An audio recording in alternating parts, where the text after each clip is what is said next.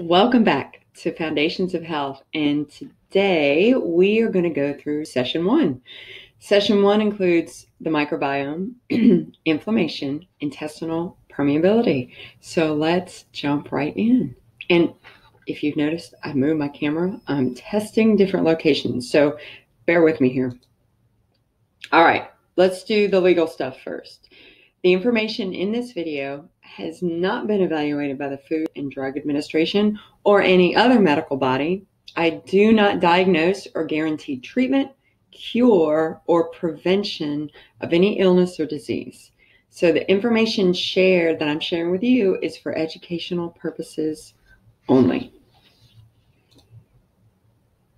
Hippocrates, who lived from around 460 to 370 BC, and many consider him to be the father of modern medicine, he stated, "All diseases begin in the gut, and let food be thy medicine, and medicine be thy food." And this ties directly into the Mark Hyman quote that we mentioned earlier in the introduction. What you find at the end of your fork is more powerful than anything you'll find at the bottom of a pill bottle. So the importance of healthy food. So we know this intuitively, but at a physiological level, the foods we eat are used for our body's fuel at a cellular level. They're used for nutrients to support proper function of our body, and they are also, or it is also, food for our microbiome. So let's talk about that first. What is our microbiome? Bacteria, fungal organisms, archaea, viruses. The microbiome, just the one within our intestines, contain around 100 trillion bacterial cells alone. 100 trillion. How many zeros is that? 3, 6, 9, 12, 14 zeros. A 1 with 14 zeros. That's how many just bacterial cells. That's not all the fungal, the viruses, and things of that nature. So the human adult, has around 10 trillion human cells. So what does that mean? Bacterial cells outnumber human cells 10 to 1. Are you feeling very human right now? Just saying. The microbiome is the next frontier in medicine. Understanding it and optimizing it are going to be critical in solving so many of our healthcare issues, so says Dr. Hyman. There isn't a field in medicine that isn't impacted by the gut microbiome. Gut microbiome research has been shown in cardiology journals, endocrinology journals, nephrology journals, immunology journals, and the list goes on. So Dr. Datis Karazian, he is a PhD research fellow at Harvard Medical School, and he also has about 12 other letters behind his name. So the man knows what he's talking about. Our gut microbiome, what does it do? Synthesizes vitamins, synthesizes hormones, makes antibiotics, controls inflammation, modulates our immune system, controls a lot of your brain chemistry, guards against infections, controls aspects of metabolism, a lot of aspects of your metabolism, and it determines our health on many levels. So these microbiome organisms are the most important things in our life that are controlling our health, and we've completely ignored them, Dr. Hyman says again. What impacts our whole body microbiome? Obviously, food and beverages. Good food, junk food, soft drinks, artificial sweeteners, preservatives, dyes, alcohol. Medication and supplements also impact our whole body microbiome. Antibiotics, steroids, synthetic chemicals, man-made probiotics, man-made prebiotics, household products, cleaning products, laundry products, candles with synthetic fragrances, air fresheners, antibacterial soaps, hand sanitizers, lotions, cosmetics, shampoo. So what we eat really does determine directly the health of our microbiome. So these are choices that we can make to impact the health of this so important microbiome. Every forkful we ingest actually has an effect on our microbiome. So there are known healthy or good microorganisms, and there are also known unhealthy or what we call bad microorganisms. Now, when we eat healthy, it keeps the bad microorganisms under control because we're feeding the good ones. Now, what happens is when we start to eat unhealthy foods, the microorganisms will take over because the good microorganisms don't have any food. They're being starved. So we need a healthy population to keep everything in check. So you're always going to have some good with the bad. What you eat determines how much of each one you have.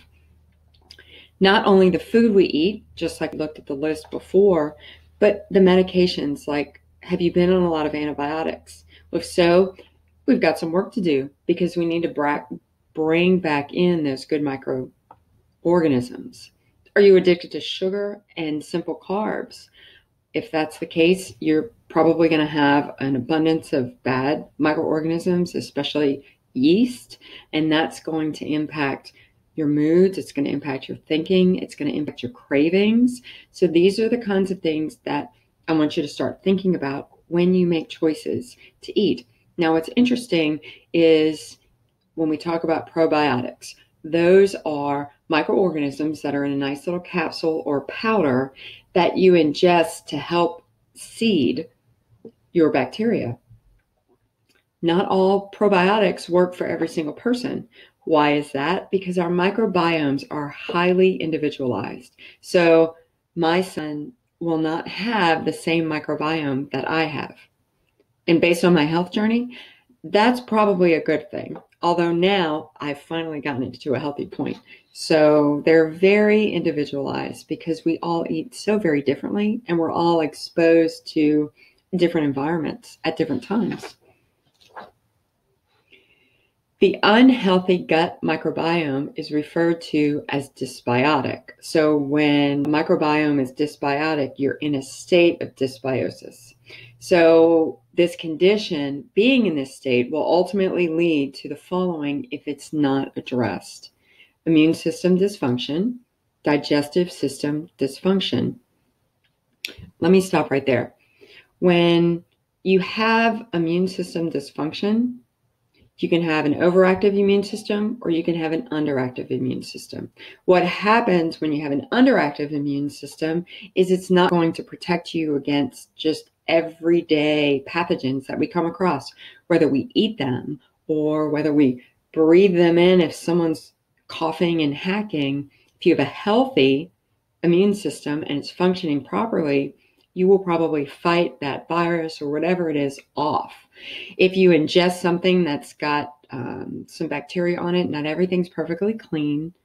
If your immune system's underactive, you may actually get food poisoning or something similar. So those are just some examples. Now, an overactive immune system is going to lead to chronic inflammation. Inflammation is now being discovered as the root of pretty much all chronic diseases that are non-infectious. So, for example, rheumatoid arthritis. And so that's where your own immune system starts to attack your joints. Lupus is where your overactive immune system attacks different organs in your body. Inflammatory bowel disease, ulcerative colitis, Crohn's disease. That's where your immune system is actually attacking the cells in your intestine.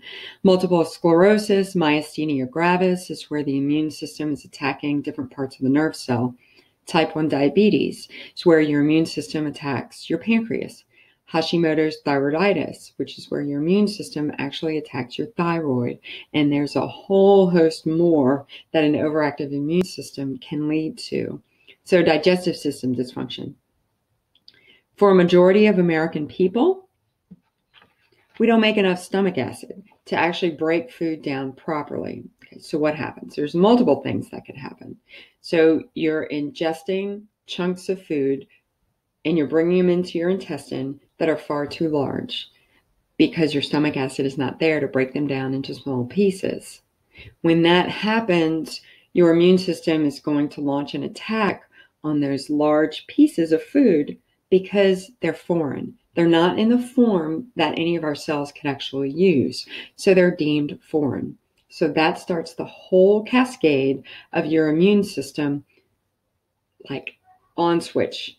And it can kick you into turbo mode depending on what you're eating, in addition to just how much stomach acid you have. Moving further down, your digestion system dysfunction, as I mentioned earlier, when you have a dysbiotic state and say you have a yeast overgrowth, you're going to crave sugar. So you're going to eat a lot of carbs. So you know where this goes. So that puts you on a path to, say, type 2 diabetes, metabolic syndrome, prediabetes. So if you're at risk for that, your microbiome actually can pave a way forward for you if you don't heal it and you stop the cravings and then you make wise decisions about what you eat. Nutrient deficiency. If we have a dysbiotic microbiome, we will be nutrient deficient because we don't have the bacteria that we need in there to synthesize vitamins, to metabolize different minerals that we ingest. It's just going to go straight through. Psychological dysfunction. There is a direct link from the gut microbiome to depression, anxiety, ADHD, autism. In the Journal of Neuroinflammation, a study published in 2019 stated alteration of the gut microbiota can induce changes in brain activity. No kidding. We'll talk about this a little more. Our gut is referred to as the second brain. There's a very long nerve that goes directly from your brain to your gut, and it's a two-way highway. The vast majority of information is going from the direction of your gut to your brain. So you're starting to get the idea of how important what you eat and the health of your gut is to your overall health. Brain fog. So that goes back to psychological dysfunction in a sense. When you have brain fog, there's something going on in your brain. Something's not right. Something needs to be addressed before it progresses to something else. Fatigue, low energy. Are you eating foods that actually cause your immune system to be triggered? And when your immune system's triggered, you feel tired because your body is expending all this energy to fight what it sees as foreign. So, for example, it will manifest itself into food allergies, food sensitivities, and food intolerances. And those are all three a little bit different. We won't go into great detail about that, but you can do a little bit of research. So suffice it to say that the food you eat may cause you fatigue later that afternoon, even the next day, because it's triggering your immune system. So if there's some complex things going on, then there's steps you can take to figure out what foods those are. Chronic inflammation. Like I said before, chronic inflammation is being discovered as the root of all chronic diseases. I mean, I'm talking like cancer, autoimmune disease, Alzheimer's, Parkinson's disease. So we're talking about some serious conditions that I know for me, I want to prevent at all costs because life on this earth is short and I want to feel good while I'm here so I can enjoy my family, so I can enjoy serving others. And I know you feel the same way. Intestinal permeability. The health of our microbiome will contribute or help prevent abnormal intestinal permeability. This goes right back into what I was talking about, food sensitivities. What happens is your intestine is designed to be semi-permeable normally because we've got to ingest and we've got to be able to use the foods that we eat, the nutrients that we supply our body. Now, there are times when our intestine can become abnormal permeable, and there's a multitude of reasons why this happens, and we're going to look into that in just a minute. But this is not a healthy place to be because it opens the door to chronic inflammation, autoimmunity, and of course, a whole host of other conditions. And brain fog, fatigue. So these are some of the first signs of intestinal permeability. And it also contributes to irritable bowel syndrome and all of those symptoms that go along with that diagnosis. So let's take a look at chronic inflammation. An increasing body of evidence shows that chronic inflammation causes and advances many diseases. Inflammation, is intimately linked with a broad range of non-infectious diseases, perhaps even all of them. That is a huge statement, perhaps even all of them. This was published in November 2012 in the European Molecular Biology Organization Journal. Some pretty high level and important information here. What is intestinal permeability? What we had mentioned before. So like I said, our intestines are semi-permeable normally. When this barrier is modified or damaged, larger substances begin to leak into our bloodstream, which begins a cascade of detrimental events. So this is a cross-section of your small intestine right here. All of these little, what we call finger-like projections, are called villi, and it increases the surface area so that nutrients can be absorbed.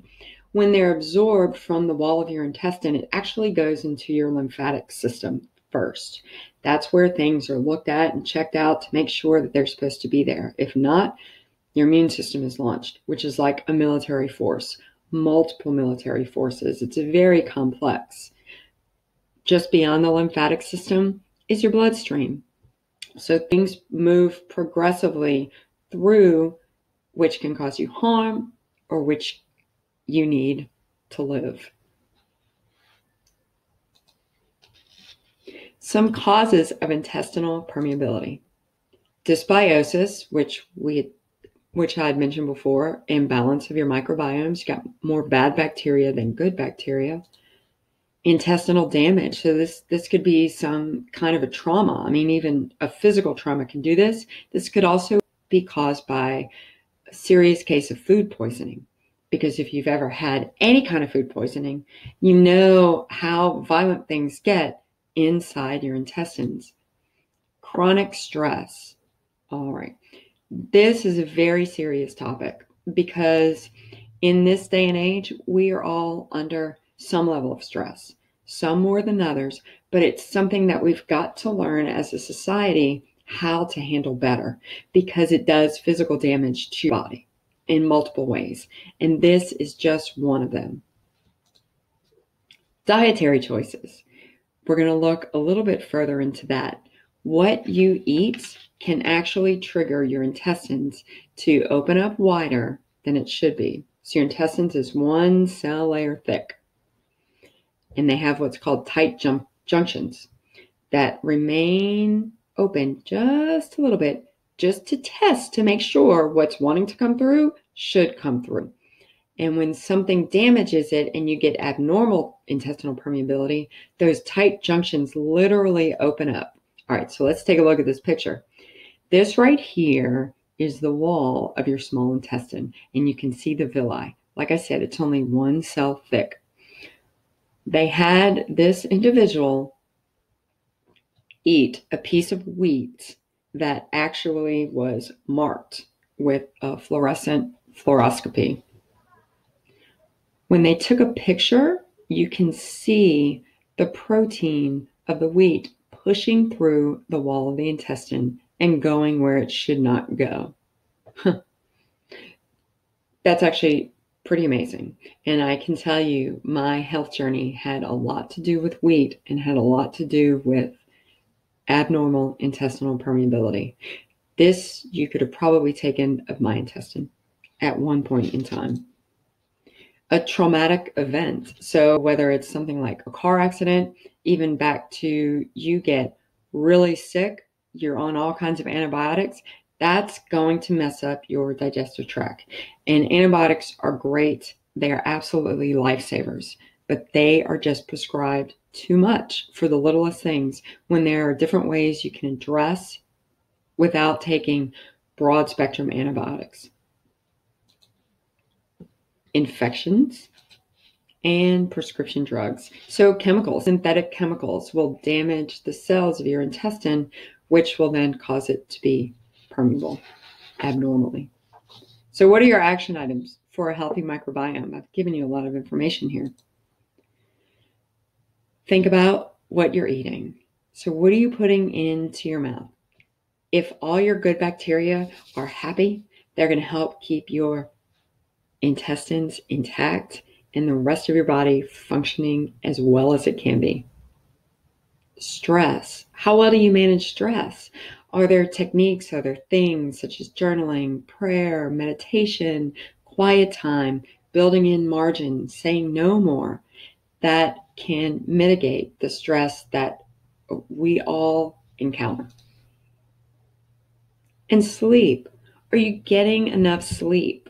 These are like non-negotiables of good health right here. Diet, stress, and sleep. Are you getting enough? Are you getting 7 hours? Your body needs time to restore and literally rebuild. It's when your liver does detox. It's when your brain consolidates what's been going on and it organizes things.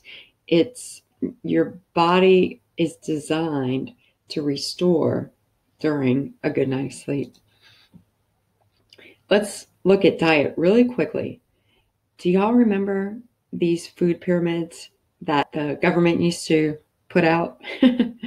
So I'm just going to tell you right now, if I followed this food pyramid today, I would at best be in the hospital within a few days, and I'd probably be dead soon after that. That's how much food has impacted me. These recommendations are one size fit all. On June 10, 2019, a Time magazine published an article entitled, "A Study on Twins Offers Proof That We All Need Personalized Diets." The U.S. federal dietary guidelines have for years aimed to give all Americans a blueprint for good nutrition. The article continues, but new research says this kind of one-size-fits-all approach may not cut it. Different people, even identical twins who have nearly the exact same DNA, may respond to the same foods very differently. The researchers found complicating decades of weight loss and health advice and potentially leaving consumers with more questions than answers. I would say so. The Time magazine article concludes, "Our recommendations, medically and public health-wise, have just been assuming that if people follow the standard plan, they'll lose weight and develop fewer chronic diseases. Really, that thinking has now been exposed as completely flawed," says study co-investigator Tim Spector, who is a professor of genetic epidemiology at King's College London. So how about that? Something to think about. So takeaways from session 1. We know the gut microbiome plays an extraordinary role in maintaining good health and preventing disease. We know that each person has been uniquely created and responds differently to the changing food supply, which we'll look at in a later session. We know there is no one-size-fits-all magic pill that cures all ailments, because if it did, we'd all be eating the same thing and we'd all feel great, but we don't. There is good evidence pointing to the gut microbiome as the starting point for healing all non-infectious diseases. This is actually great news, because when you take a functional approach, like I had mentioned earlier, that approach really looks at you as a whole, complete person functioning as one body. It doesn't look at just your digestive system and just what you're eating. It looks at your entire health history, how you got to where you are, depending on if you have a diagnosis, if you have a condition, or you just have symptoms that you're just sick and tired of having. So it looks to see, once it takes that into consideration, then, for example, for one of my clients, take their full health history. I look at where they have symptoms now, what leads to those symptoms, what they're eating, what they have been eating, what medications they're on, what medications they were on. So we take a full picture approach And then based on that, there are recommendations. Now, there are things that we can all do. There are foundational principles that every single person can take that will contribute to better health, that will help their microbiome heal and become healthier. So when there's a more complex case, that's when one-on-one coaching is the best. When you feel pretty good, but you know you can feel better, you have a few of these brain fog every once in a while, maybe you have some afternoon fatigue, there are some foundational things that you can do on your own that will help you get past all that. If you know anyone who might benefit from this video course, please let others know that it is available for free by visiting theproactivehealth.com and click on services. And I am so glad you're here, and I am on this health journey with you. Thanks.